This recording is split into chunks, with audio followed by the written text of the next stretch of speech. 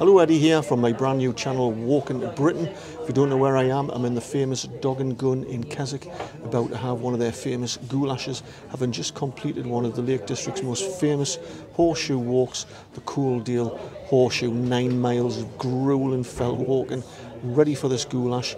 Tastes even better when you've got an honest hunger. And I'm absolutely knackered. I'm sure I'm going to be aching from head to toe tomorrow.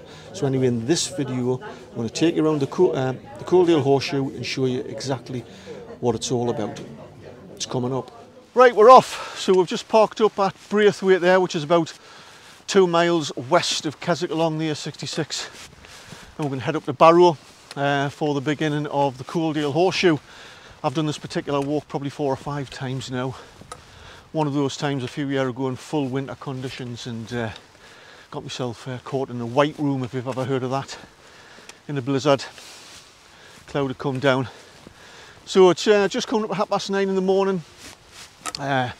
With filming etc and a couple of breaks, I'm expecting this to take about 6 or so hours till about 3:30. And yeah, can't wait. The Coledale Horseshoe, also alternatively known as the Coledale Round.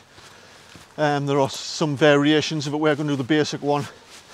We're going to miss out Causey Pike and probably Grassmoor as well. But nonetheless, it's still a fantastic walk if you ever get the chance.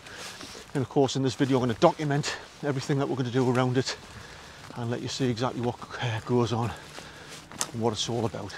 So we're nearly at the top of Barrow. You can see by the clouds, they're quite dark, and Grisdale Pike over there somewhere is shrouded in cloud, and that's Braithwaite behind me, and the lake behind Braithwaite is Bassenthwaite, the only lake in the Lake District that's actually called a lake. And over my left shoulder there you'll see Keswick somewhere, if you can see it. So yeah, you can see the weather. It's there is a threat of rain. If you know the danger with the weather forecast, if you just looked at, for example, the BBC weather forecast and decided to come out for a day in the fells, you'd see it's 15 degrees and there's going to be a moderate breeze. You think, aye, let's walk up a couple of fells. But you really need to look at MWIS, the Mountain Weather Information Service, their outlook for the weather forecast, because it's what happens at the ground level is usually completely different to what's going to be happening 800 metres up on top of these fells. So what's a moderate breeze down here is going to be 20 to 30 mile an hour winds. And 15 degrees is going to turn into probably freezing point, because you lose a degree of warmth for every 100 metres that you ascend.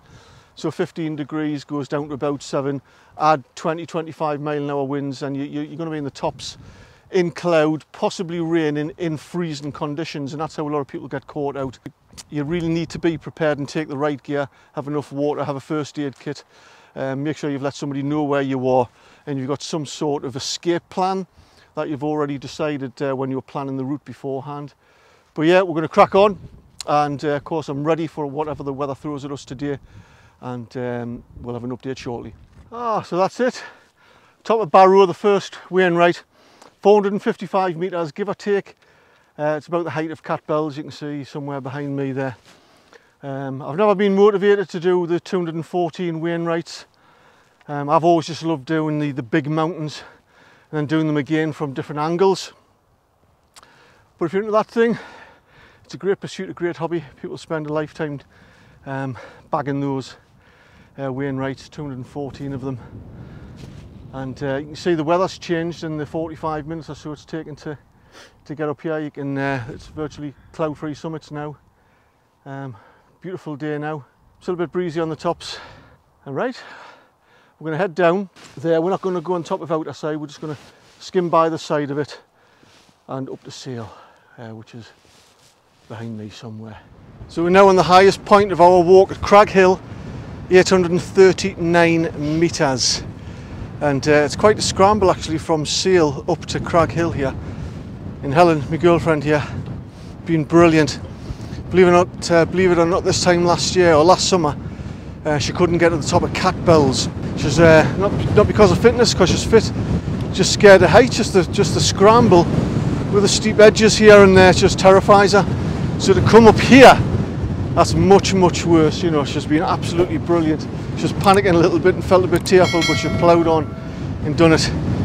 You know, if you think you can't do something, you can. Push yourself out of your comfort zone, because once you've been into your comfort zone, you can push yourself even further next time. And you can get to places like this. Unfortunately, there's a bit of cloud cover, but it's amazing.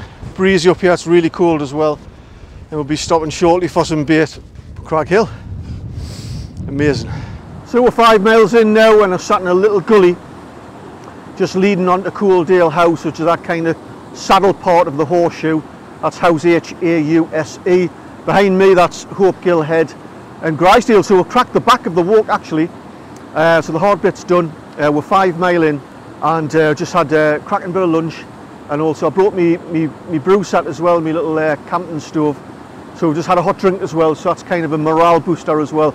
I tell you what, on the top of Crag Hill, it was Baltic. It was freezing conditions, so you can't hang around up there, which just reinforces the need to prepare for these walks, because if you're not prepared, those sort of conditions can catch you out. Now, if it was starting to rain, it would be really quite an unpleasant circumstance to be in. But anyway, the weather's holding off at the minute. We've got some reasonably clear skies behind, and in another 5 minutes or so, we're going to head off up Hopegill Head onto Grisedale, back down into Braithwaite.